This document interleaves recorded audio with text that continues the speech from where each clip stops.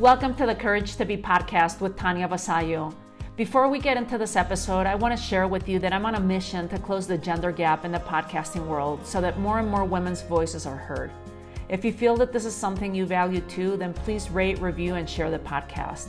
And in exchange, and as my way to say thank you to you, I want to give you free access to my signature course called Manifesting Abundance, which typically sells for $997. All you have to do to gain access is leave me a review on Apple Podcasts, take a snapshot of it, and send it to help.thecouragetobe@gmail.com, and we'll get you set up with access to the course.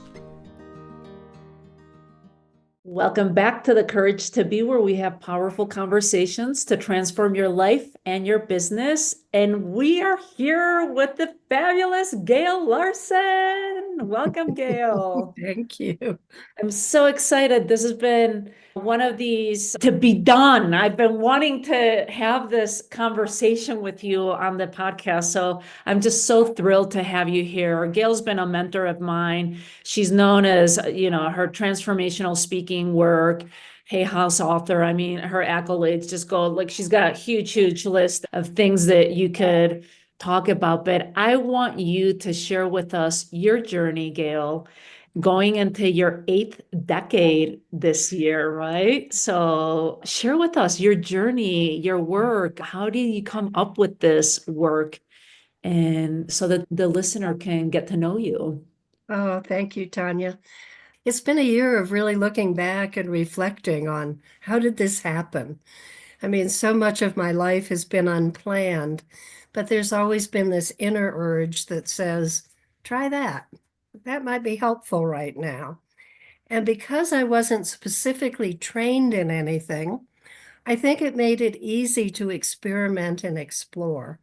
As a young woman, all I wanted to do was get married and have kids and have a husband support me. So I supported my first husband through graduate school, got my PhD, we called it back in the 60s, putting hubby through, and life happened, not according to plan.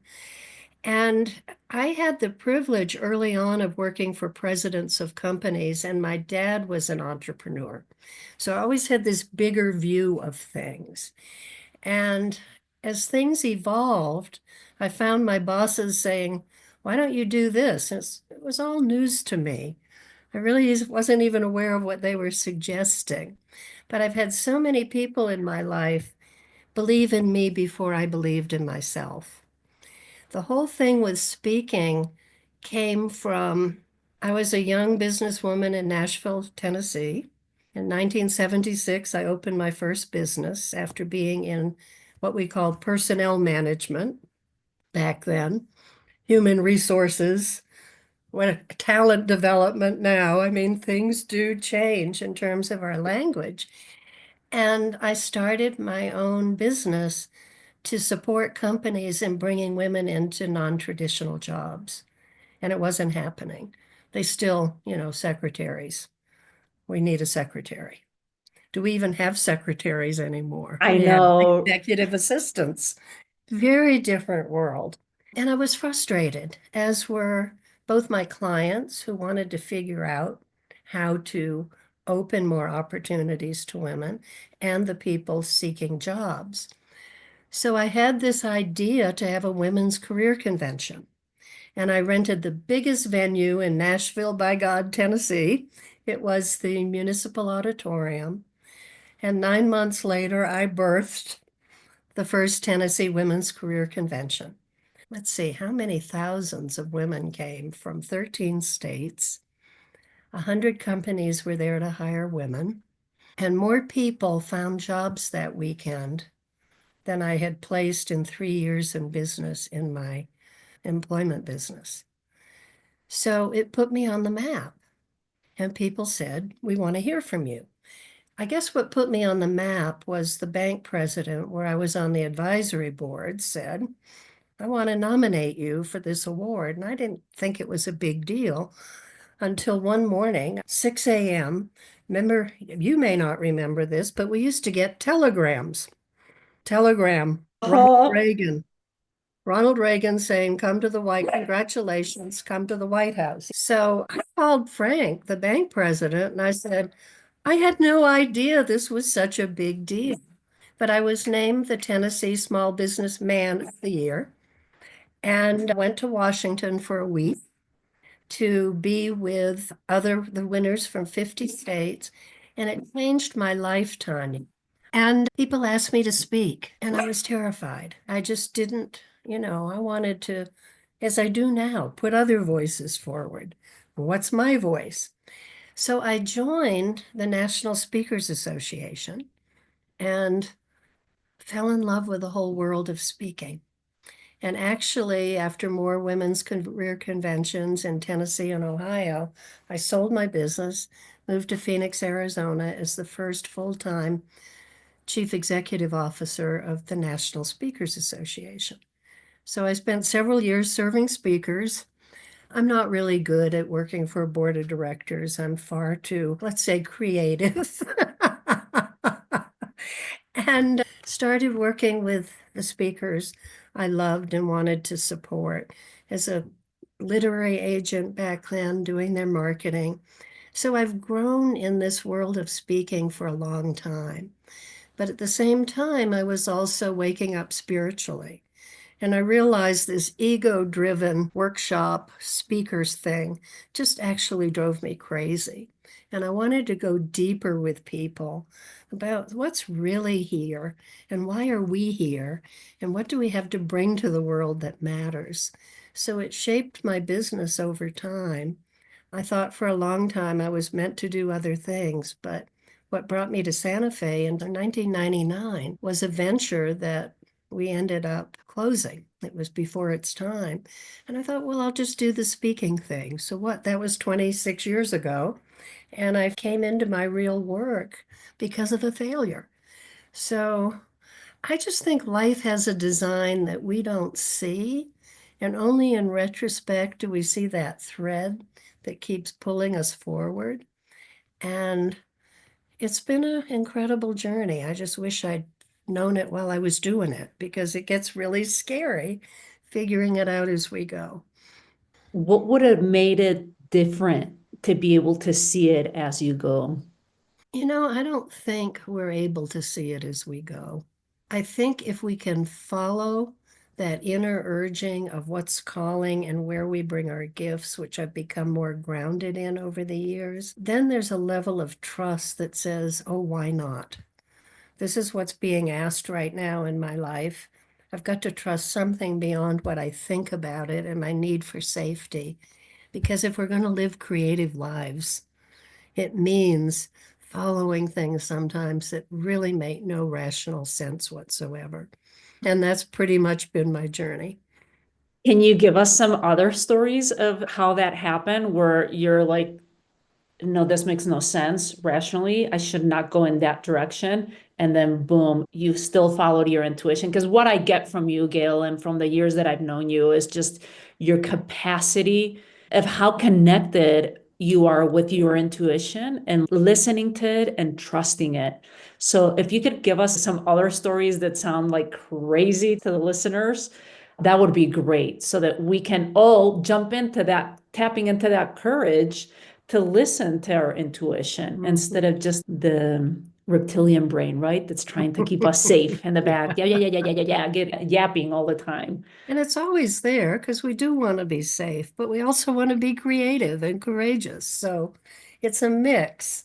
And how do those voices talk to each other? But, well, when I was building my business, actually, when the Journey Well venture that brought me to Santa Fe fell apart, I was doing anything to make a living. I was actually used credit cards a lot more than I was bringing in. And back then, the credit card thing was a little easier because we didn't, you could pay nothing for a year and then you'd get the next credit card. Now they've wised up. They have a minimum you have to pay. So I remember one of my friends saying to me, instead of doing speaking engagements you don't like, why don't you write your book? And because I needed money, I said to one of my friends who was an editor, I'm going to do an ebook that I can sell quickly called 5 Days to a Great Presentation.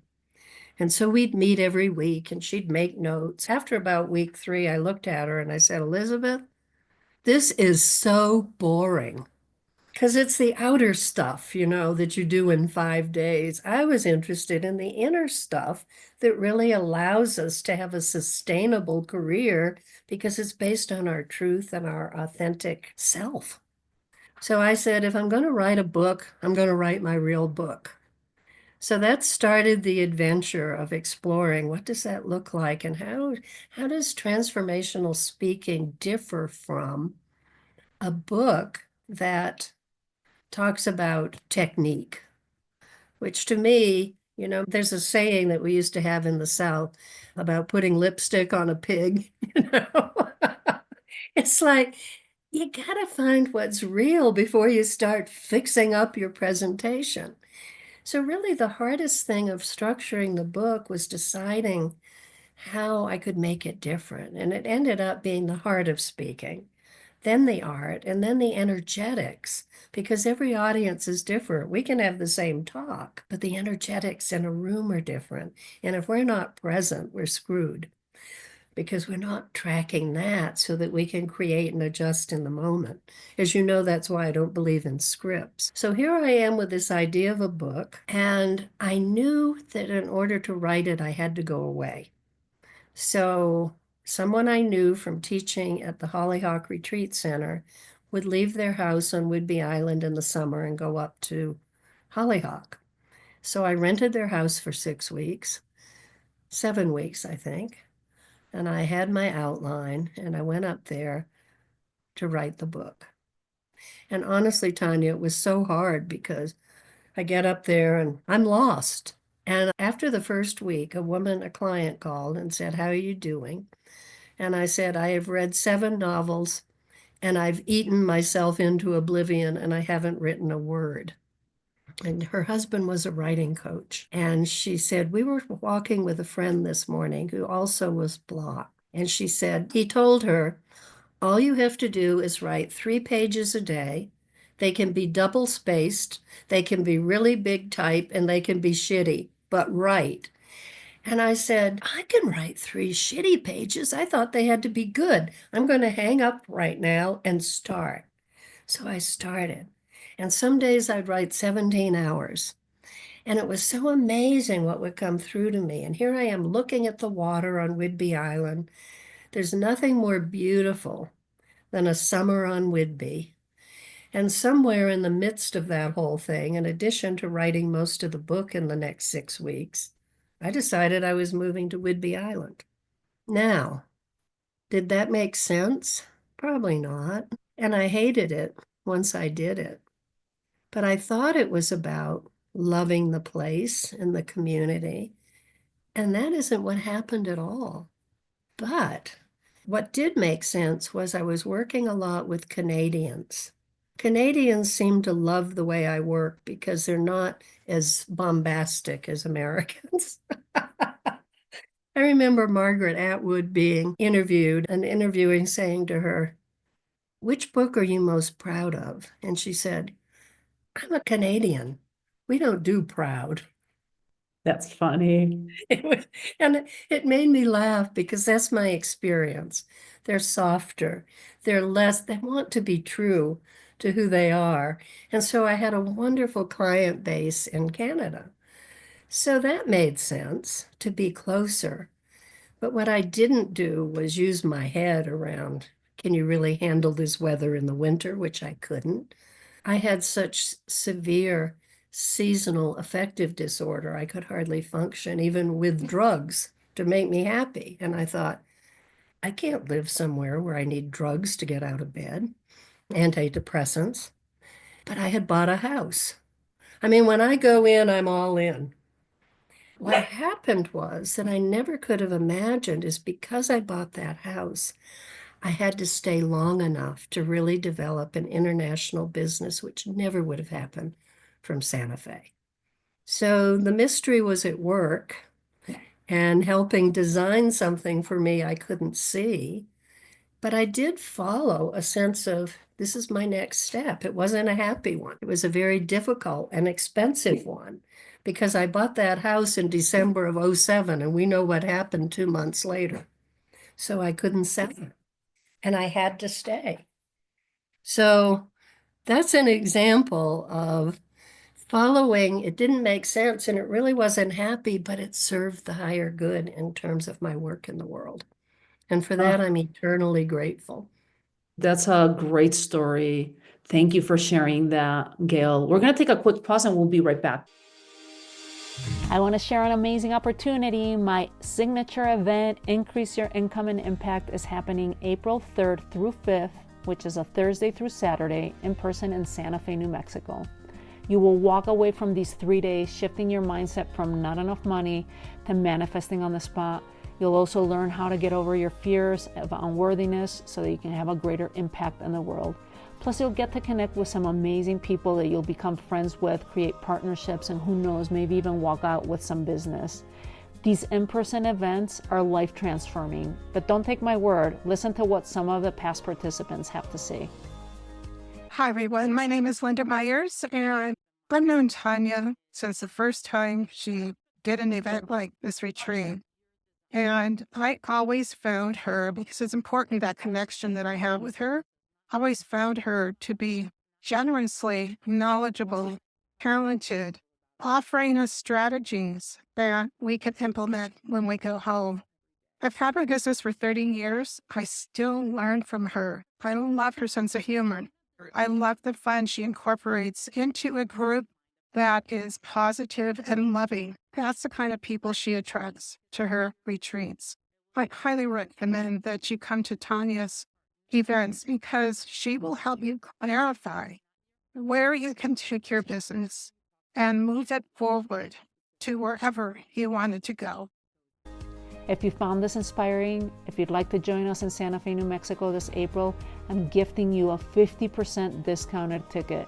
All you have to do is leave us a rating and review on iTunes and post a couple of comments under your favorite episode on YouTube. Take a screenshot and email us at help.thecouragetobe@gmail.com and type in event discount to claim your discounted ticket. I look forward to being your mentor and guide to transform your life. So you were sharing this amazing story of following your intuition and going, even buying that. How long did you end up staying there then? Well, what happened was I kept coming back to Santa Fe to teach classes Okay. because, I did have a client base that really, who wants to go to Washington State in the winter? So I could come back to Santa Fe and teach, and that helped stay connected with friends here and so forth. But I think, it took forever to unload that house. Finally, I just said I finally took my Social Security early so I could come home and rent here while still trying to sell that house. So it was a really tough time financially, getting grounded. I love a home, and it took a while to get settled again. But, I still, in retrospect, Tania, know that that was an important part of grounding my business. And I'd say the other thing about writing a book that makes no sense. There's traditional wisdom that says, read everything else everyone else has written on the subject, so you know how you're different. Well, I knew if I read one book on speaking, I'd decide it had already been done. Because there's something about the writing process where something comes through us that we didn't know was there. There is this also, not just how we're led, but what comes through us when we decide to create, that it's like, whoa, I didn't know that was available to me. So we're co-creating with the mystery in a way that is very surprising. And we don't want to get in the way of that with our mind saying, well, someone else has already said that. And the other thing that's conventional wisdom in publishing is, write a proposal and get your agent and do queries. Well, what happens when you do it that way is if they sell your book before you write it, it's never your book. It's what they think your book should be. This is what we think we can sell. So talk about shutting off that creative stream it just didn't work for me. So I have 2 more books I want to write now. And I know I talked to my agent 6 months ago and he said, send me a proposal. And I said, Jeff, I'm going to write them and send you the book and then you decide, because otherwise I'm going to lose my creative process here and I won't have the book that I'm proud of. So I do take a different approach to things than what people tell us is conventional wisdom. But because it's mine and I trust it, no matter what happens, I'm much more satisfied with the outcome. Because, I think I've told you about that quote from Gertrude Stein where she says, beware the double ouch. The first ouch is when you show up the way they want you to. And then the second ouch is when they find out the truth and reject you anyway. So she said, go for the one ouch. It's much less painful. And I live that way. I mean, this is me. This is my approach. This is what I trust. And if it isn't a fit, I know early. Instead of all the machinations we go through to, how can I figure this out? How can I make it work? How can I be who they want me to be? I just don't think it's a joyful way to live life. Yeah, but your way is the unconventional way. But if more of us could live that way, we would have a much more pleasant life. I want to go back to this, because you said something when you're writing, something comes through. And I know that's true also with your speaking, because you've been my speaking mentor, one of my speaking mentors, and I've taken your course of transformational speaking. And there's something there that comes through too. And I'm currently in one of your courses with transformational listening, which is also allowing and connecting to that higher power. How would you describe it? Because that to me seems like the thread that you've been connected with. In speaking, I call it the home zone. Instead of, most people come into speaking wanting a comfort zone. How do I get through this? How do I deal with my fear? How am I professional? It's so boring. It's just so boring. And it's not memorable. So, what I work with in both how we live and how we speak is what I call the home zone. And it doesn't come from our heads. Doesn't mean we're not thoughtful about how we structure something. But the home zone means we are in our hearts. Our feet are firmly on the ground. I recommend you never speak until you can feel your feet. You're aligned with source. You are guided. We are guided from that place with the energetics of the moment to what needs to happen now. And I will say it takes trust and experience to say, oh my gosh, that wouldn't have happened if I'd had a script or if I'd been stuck on how it had to be. And that's the thing for me, that it's fun. It's always an adventure. We're always moving into the unknown when we do a program or a talk. It's new people, it's new material. But when we are in the home zone, something can come through that we did not plan. And as you saw Saturday, when we did this initial session of transformational listening, I had a lot of ideas, but I trusted the people in the room. And in that energetic, something would happen that I didn't plan. And it was really quite beautiful because I trust who's in a group. I trust their wisdom. I invite it, not when I'm coaching, as you've seen. I mean, because I don't want anything to interfere with what's coming through me, because an outer voice can stop the intuitive hit that I can use to support and guide someone. But I think over time, it just becomes natural. But we have to, for the first time, say, I'm going to trust it. I'm going to give it a shot. And then get some experience with it. Turning 80, I mean, one of my clients who became a friend said, I want to host your 80th birthday with your girlfriends. So I've waited forever to write that invitation because 80 sounded, oh my God, 80? I couldn't believe it. But as soon as I sat down to write, it became 8-0. And then 80 became fun and an exploration, and entering these wisdom years with a sense of possibility and joy where before there'd been some dread. So it is both how I live and trust life, even when it's sometimes hard. How do we hone in and finesse that trusting aspect of it? We ground ourselves, we ask. It's so basic to ask for help and guidance, but we don't often until we're in trouble. That's been my way. And then it's like, oh my gosh, I can't do this alone. But I do know, like you saw Saturday, I had not been well last week, and I went home twice to get my handouts, to get my phone. And typically, before a group forms, I go in, I call in my team to support what's happening because I know it's not about me. It's what comes through me and what arises in the group. But I thought, I'm going to have to rush this. And then I thought, no, I'm just going to include the group in how I call in the resources that I trust to create a safe space for a generative experience. So we all did that together for the first time.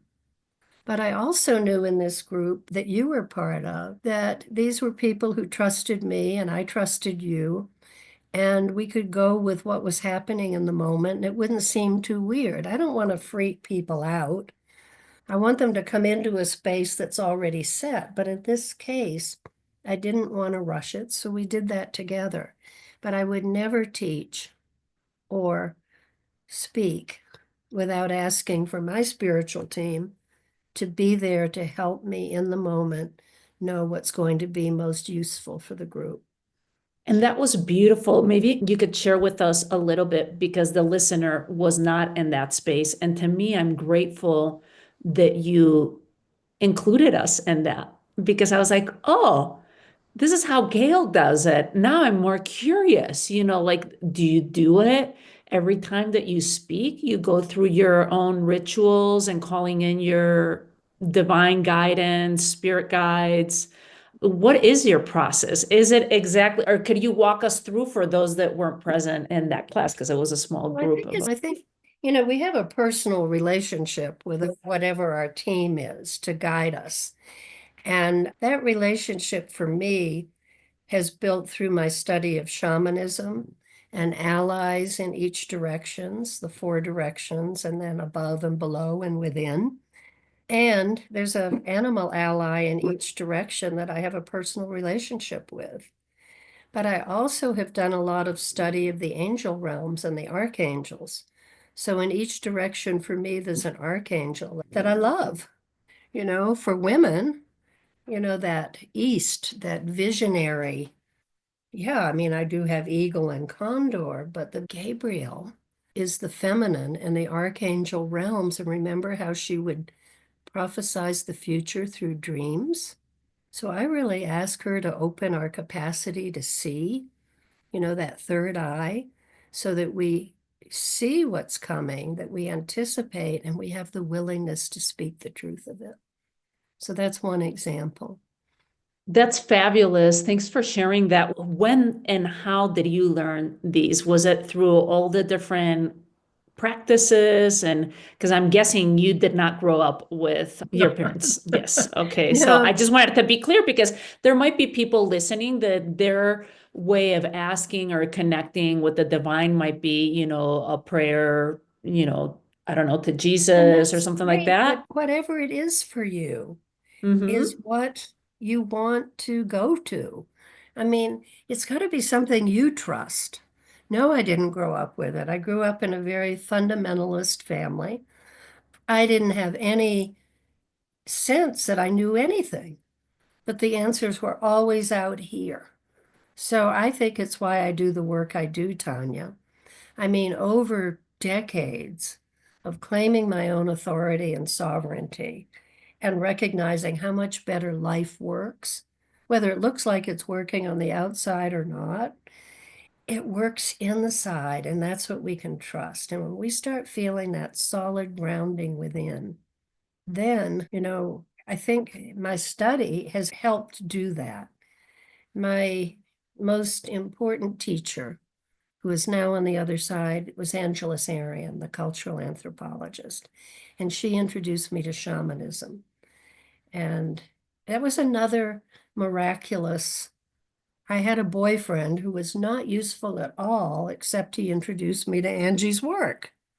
And so I knew of her and I wanted to meet her. This was like 1991. Harper San Francisco hired me to come do a program for their authors called From Author to Speaker. And it was very successful. All their Bay Area authors, like 75 of them, decided to come. So I called Tom, who was the publisher at the time, and I said, Tom, did Angela Sarian sign up? Because I knew her book was coming out, The Fourfold Way. And he said, she was the first person to sign up. And I said, I would love to call her and use her book as an example in this workshop I'm doing. He gave me her number. She got on the phone. First connection. Then she says to me, by the way, our mutual friends, Juanita Brown and David Isaacs, have invited me to dinner tomorrow night with other friends to meet you because they wanted me to know about your work. So the workshop on Friday, the dinner on Saturday. I found out at the dinner Saturday she was doing a workshop at a church on Sunday. And so I changed my flight to stay over to go to that. So talk about magic. That useless boyfriend planted the seed. That was probably our soul agreement. But then I had this decades-long relationship with Angela, who was just the greatest teacher ever. And it helped me make sense of the world where religion didn't. I moved into spirituality and the vastness and the connection with nature and all it is. And it was a journey. And I've studied shamanism with many teachers. And the way I work with the directions now is from Peruvian shamanism. But I also studied angels, and it was called angel therapy years ago. And it was a week-long training where I went in feeling kind of wounded and lost. But I knew I needed to be there because I would get something. Well, we get in that room and we have to give something. We have to do readings for people. It's 7 days from 7 in the morning till 10 at night, signing in for every session. And it forced us to recognize that we know things that we could never know in our mind. We would have to read for people that we knew nothing about. And it was stunning to leave there and say, oh my gosh, how did I know that? So that is where I started trusting my intuition. And in my classes, I'll say to people, I may ask you to do something that makes no sense at all and know it's an experiment, but if you'll play with me, it might open something that's not available to you right now. And invariably it does. And it's off the wall, but it works. So that whole week of everything being, where did this come from? I started to trust enough to incorporate it into my work. And what I sense with people, if I knock on that door, could open them to something they haven't seen yet that wants to be expressed. I love this. Thank you for sharing with us that journey of how you arrived to that space of trusting more of your intuition. What could our listeners do to cultivate their intuition? What are some practices that you do? I would say listen to what your body's response is. We try to rationalize everything, and it's really simple. I feel expanded. That's a good direction. Do I feel constricted, but I'm trying to talk myself into it because I'll make money or it makes sense or I need that contact? Your intuition is saying, and I think we all hear our intuition differently, but for me lately, it's more and more. Actually, I think it's the gift of aging. We don't have as much energy to do it all. So how do we become more discerning about our choices? And it's an energetic Does it feel good? Yeah, I'm going that way. If it feels like, I don't care if I'm going to make the money, if I've got to get on an airplane and go to a big city and stay in a hotel where the windows don't open, not my jam. So it becomes easier as we listen to our body's response, as simple as expansion and contraction. Thank you for that. Do you practice meditation or nature walks or other things to tap into that intuition? The most consistent practice I have is the artist's way, sitting down to the journal every day. And I love that Julia Cameron says, just write if you have nothing to write. I usually do, though. I have a dream or something I want to capture, or something a question I'm with, and I want guidance. So I sit down to the journal, and yeah, lots of times it's just crap and, the stuff we have to get rid of to get to the truth. And it's so much fun now because my guides finally get exasperated and say, wait a minute. And I start automatic writing, and they give me amazing guidance. But here's the thing, Tanya. I don't remember it because it's bypassing my brain. It's not me working it out. It's like true guidance coming through. And then I go back and look at it and think, I need to start highlighting that part of my journal because it's my guidebook for life. It's always loving. And I want to explore in our class next week. How do we know it's true guidance? It's loving. I was once doing a big event, the healing event for Kauai after Hurricane Iniki. And there was a woman involved in the thing who came in one morning and said, I got some guidance for you today. And it was so nasty and mean because she was trying to control me. And I said to her, it's not guidance. That's crap. Guidance is clear, it's true, it's loving, it's supportive. It's not going to tell you you're an asshole. It's just such a different energy. I mean, I know that our guides, our spiritual team, I call it, because they've many forms, are loving. And yeah, they nudge us, but they don't kick us. We are at choice. I love it. And I've been practicing morning pages with Julia Cameron for decades. I mean, since 97, well, however many years that is. And I was going to ask you if you go back and read it, because for a long time, I was not going back and reading my morning pages, because a lot of it is just junk. Like you said, you have to peel that onion, to get to the deeper stuff. But what I have been doing for the last maybe couple years, I have a table of contents on the front of the page. I number my notebook. Maybe this is a hack for you, Gail. Take it if it works for you. And so I'm writing stream of consciousness. Some stuff makes no sense. Others, it's like a dream. Others is I'm annoyed at my daughter, my husband that day, whatever it is, And so, but then you get to the juicy stuff and you're like, poof, an idea comes out or that guidance shows up. So I make sure that I put an asterisk on it. And then I just put, like idea for my upcoming event, and I'll put it at the beginning page. I'll put the page number and I'll keep on writing so that I that's can. great. Because Julia Yeah. says, don't go back. But, hey, it's our life. It is And that you said it. It is our life. Memoir. It is And I our know a life lot of it's guidance. in there. But that's a great idea to capture it as you go so it's not going through so much, routine stuff of life things to get to the heart of it. Yeah, that was great. I'm glad that you brought morning pages because that's one of mine that guides me. I'm like, oh, okay, I must be doing something good. I do follow my intuition with that. But I want to, before we wrap up, I want to talk a little bit about transformational speaking and your book.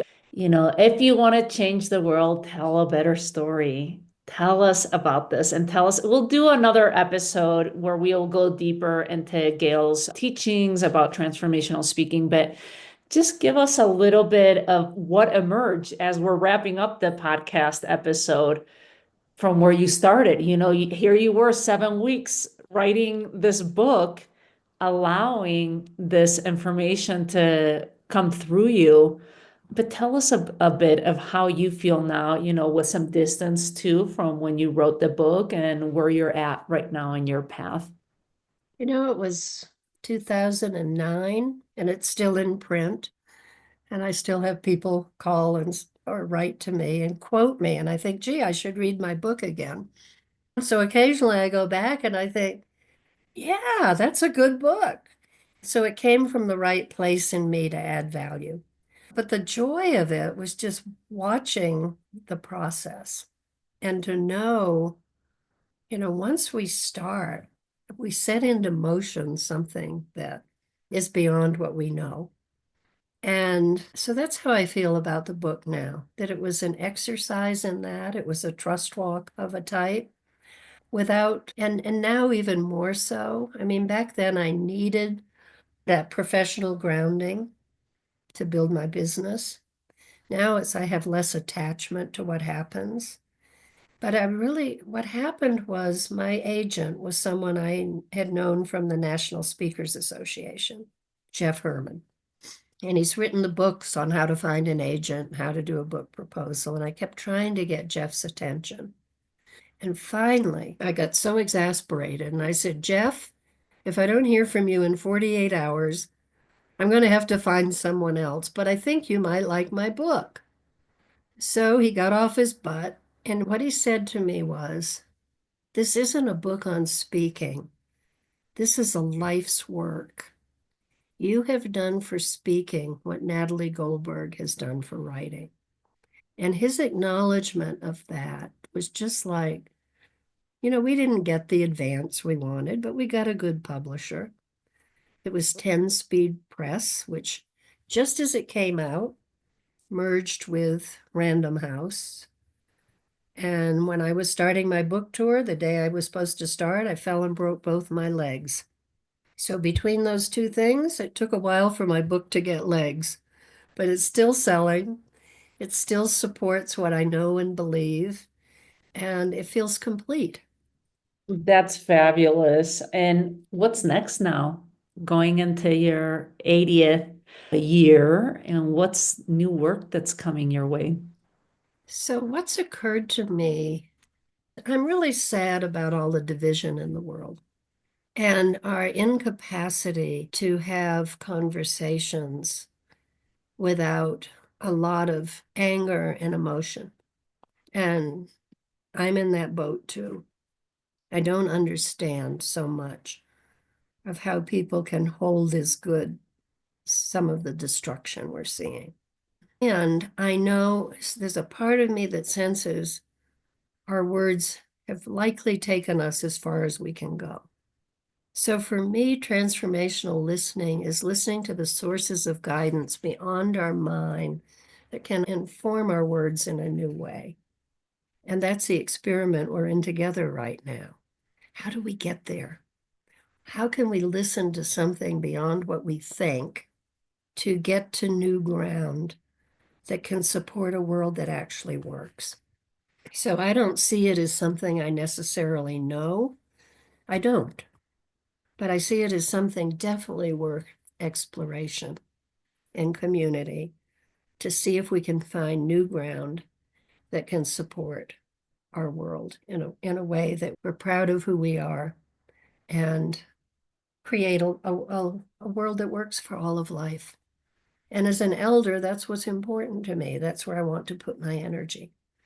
Is that the legacy? What's the legacy you want to leave, Gail?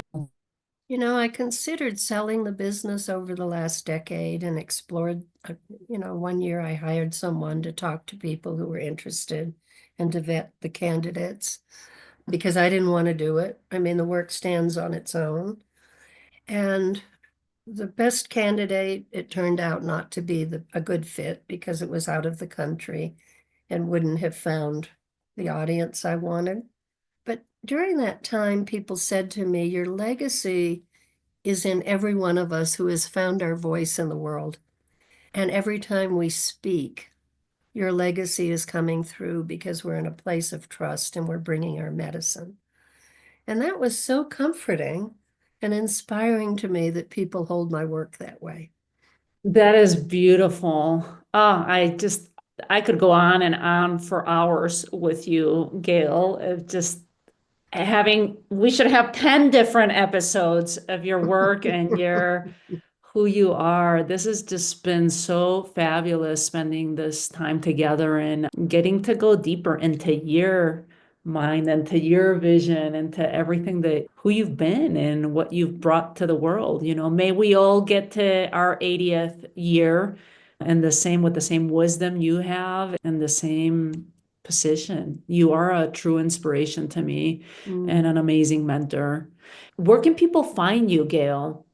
My website is realspeaking.com. I will warn you, it is an OG website. About 5 years ago, I was going to update it. And one of the women in my class said, "Oh, don't change your website. It's charming."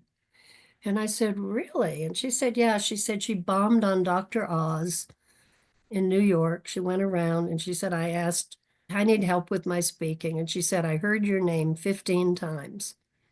I went to your website, I looked at it, called over my marketing team and said, get a load of this website. She's the OG." No, I didn't know what an OG was. So I said to my niece on the way home, who was helping me film the class, "What's an OG?" And she laughed and she said, "Auntie Gail, it's the original gangster. It means you're the one who developed the work and you can have a crappy website because if you have a business with a website like that, you're the OG." So I thank the class for saving me thousands of dollars in a new website. And this is the website I've had for 25 years. But it does bring my upcoming class. I'll do one this year. It's May 8th through 11th here in Santa Fe, transformational speaking. And there's also a link to explore transformational speaking online. Fabulous. And before I wrap up this episode, I'd like to ask you, this is the only question that I have that's scripted, if we want to put it that way, which is, what can our listeners do to live a life with more courage? When your body feels expansive, go for it. When it contracts, recognize it's a no. So your courageous path will open more easily. In terms of your true path, I'd say that's it. It doesn't mean it isn't challenging, but it means it's right for you. And when it's right for you, we develop the courage to follow it. Ah, thank you. Thank you for that, Gail. Thank you. Thanks for your great questions and for reminding me of things that I haven't thought about in a long time. Oh, you're welcome. I'm glad. It was a pleasure spending time with you today. Hi there. I have something really cool for you. I want to give you free access to my signature course called Manifesting Abundance, which typically sells for $997. You can check out all the details in the show notes, and all you have to do to gain access is leave me a review on Apple Podcasts, take a snapshot of it, and send it to help.thecouragetobe@gmail.com, and we'll get you set up with access to the course.